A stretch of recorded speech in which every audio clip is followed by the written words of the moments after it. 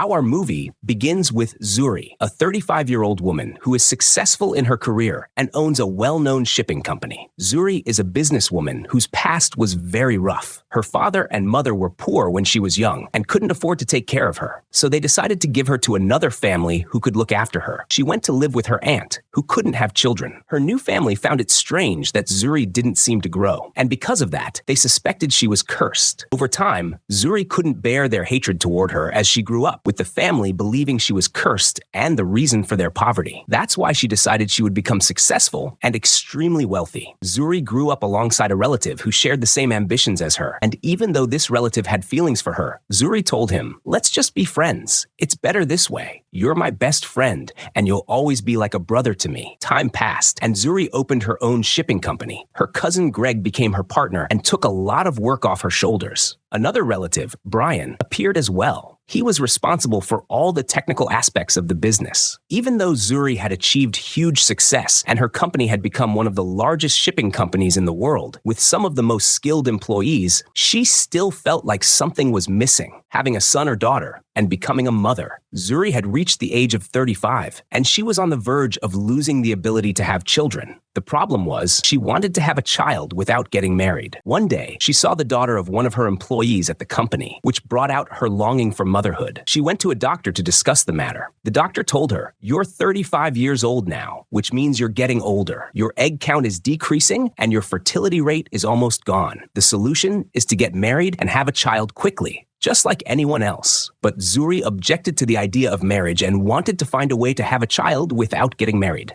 The doctor came clean with her and shocked her, telling her that she's now 35, that a woman's fertility peak is in her 20s, and that all her test results were very bad. So either she finds a partner and gets pregnant by him, or she freezes her eggs until she decides to get married officially. Zuri told her, "There's no way I'm getting married or having a man in my life, doctor, and at the same time, I want to be pregnant with my own child and be a mother. As for adoption, I don't believe in it at all. I want a child who's my own blood, doctor." At that point, the doctor gave her a devilish idea. She could find a donor, someone who would donate his sperm to father her child, then give up his parental rights so she could live with her child forever, just the two of them, without a father. Zuri goes to the company to talk with her close friend. She tells him what happened, and he says, "Well, I can donate for you, no problem." But Zuri rejects his offer because he's her cousin and her business partner, and he'd be in her face for the rest of her life. She wants to live alone without a husband, since she doesn't believe in the authority of a husband, marriage, and all that, and she considers marriage a failed project. Her cousin tells her, "It's your choice, but remember, you'll regret it." Zuri goes home, where Brian lives with her in the same house. Brian is a smart and very talented young man, but he's also like a brother to her. At that moment, Zuri sees a woman on TV holding a baby, and she feels a wave of longing and sadness because she's living without a baby, and her eggs and fertility are decreasing, which could mean she might not be able to get pregnant or have children at all. Zuri sits down to eat with Brian and tells him, "I'm scared I'll be alone forever, bro." Brian replies, "Why are you so concerned about having kids, cousin? This is the worst time in history to bring children into this world." Zuri says, "My dear, it's something in our genes. As women, we love having a baby to raise and take care of." Then she pretends in front of him that she's in labor, giving birth to a baby. She imagines herself pulling him out from her belly, and after a struggle, he finally comes out and she cuts the umbilical cord. Then she gives him a few pats, holds him in her arms, and says to Brian, "See how handsome and beautiful my son is? I really wish I had a son, just like any other woman in the world. Why weren't we created in a way that lets us have children without men, bro? I'm really, really, really sad." Brian pats her on the shoulder and says, "Don't worry, cousin. I'm here for you, and I'll support you in any decision you make."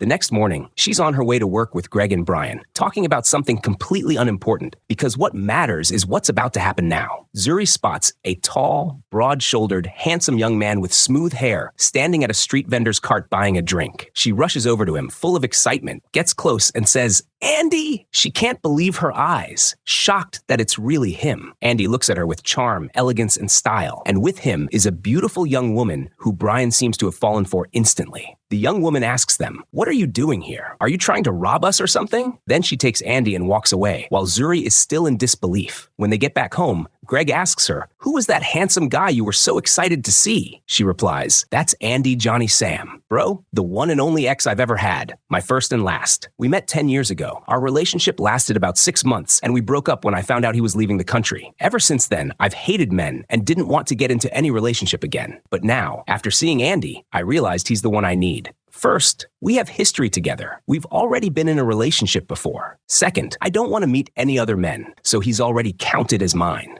Third, Andy has the traits and genes I'd love my child to inherit from him." At this point, Brian steps in and tells her that he's found Andy's address and that he's living in a place called Halupi Village. Zuri decides she's going to go see Andy. We then cut to Andy, and we learn that the young woman is actually his younger sister, named Bibi. Bibi notices a portrait Andy drew of her and asks him about it. She says, "Is this the girl you're in love with or what?" Andy replies, "I'm not in love with anyone. Don't accuse me unfairly. I'm a man with charisma, looks, and style. There's no woman out there who can truly capture my heart." Their aunt steps in and says, "Enough arguing, you two. Ever since your parents passed away and left you in my care, I can't stand seeing you fight." Andy responds, "Then tell her to stop talking, Auntie." What's clear is that Andy has a very warm and loving relationship with both his sister and his aunt. We then jump to Zuri, who arrives by boat at Halupi Village. The village is in a semi-isolated area, and after a long trip, she finally makes it there. She asks about Andy and how she can find him, and wonders why the village is so cut off. A local man explains that they're hoping to build a bridge to connect the village to the city, which will end its isolation. Meanwhile, we see the ever-handsome Andy taking off his clothes to enjoy a refreshing shower under the flowing water. Looking so good, it's dangerous. While he's enjoying the fresh stream, Zuri suddenly feels the urgent need to relieve herself. The old man tells her, "Go out in the open and handle it yourself." Sure enough, Zuri heads out into the wilderness and approaches an outhouse, but to her shock, she spots Andy in front of her. Startled and frightened, she screams, "Snake! There's a snake next to you!" She's frozen in fear, unable to move. Andy rushes to save her, but the village men arrive at the worst possible moment, finding the two of them in a compromising position.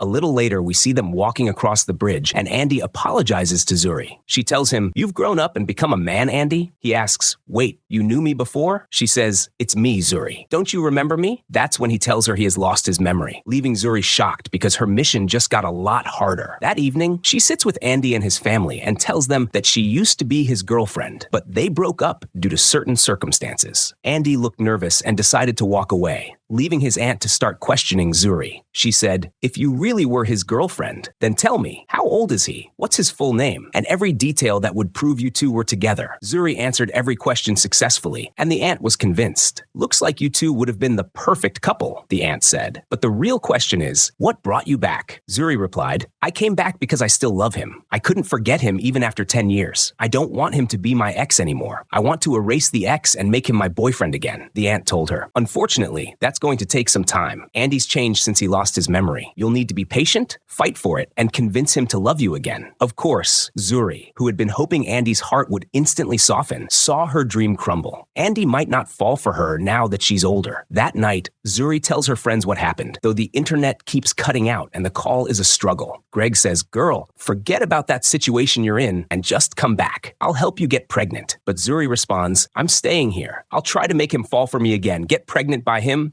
and then leave." The next morning, Zuri goes down to the kitchen to make herself something to drink. Andy's aunt joins her and says, "I support you and I encourage your relationship with Andy, but I'm warning you, girl, I don't want him going through what his parents went through. They split up and his father took his own life because of it. Ever since then, Andy's been sad and emotionally scarred when it comes to relationships, so you'd better protect his heart, or I'll make you see stars in broad daylight." A little later, Andy is holding a meeting with the villagers to discuss farming progress, how to achieve self-sufficiency, and protect their crops. Zuri leans over to the woman sitting next to her and asks, "Isn't the government supposed to handle things like this?" The woman replies, "Honey, we're in an isolated town. Officials can barely reach us here." The old man added, "We don't even have shipping companies willing to come out here." Zuri noticed how tightly knit the people of Halupi village were. Andy was heading out to work in the fields, and Zuri asked if she could go with him so she could start weaving her little schemes. She told him she was so ready. "Let's go now." Out in the middle of the crops,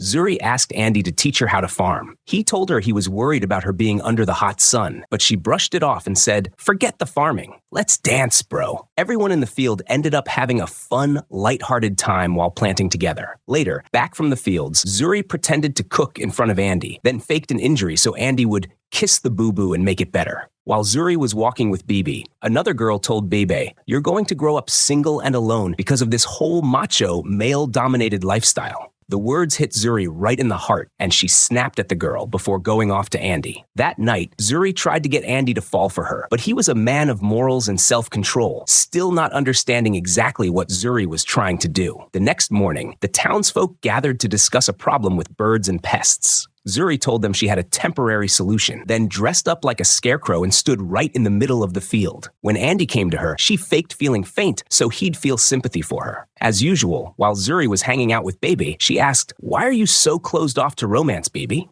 Bibi replied, because any couple eventually breaks up. Real love itself doesn't last, Mama. My parents split up, and they loved each other, so I just cut things off with love before it starts. Zuri asked, well, what do you think about me and Andy? Baby said, you're nice, but I'm not sure you'd make a good wife. Anyway, as long as you're not planning to have kids, then fine, go for the relationship.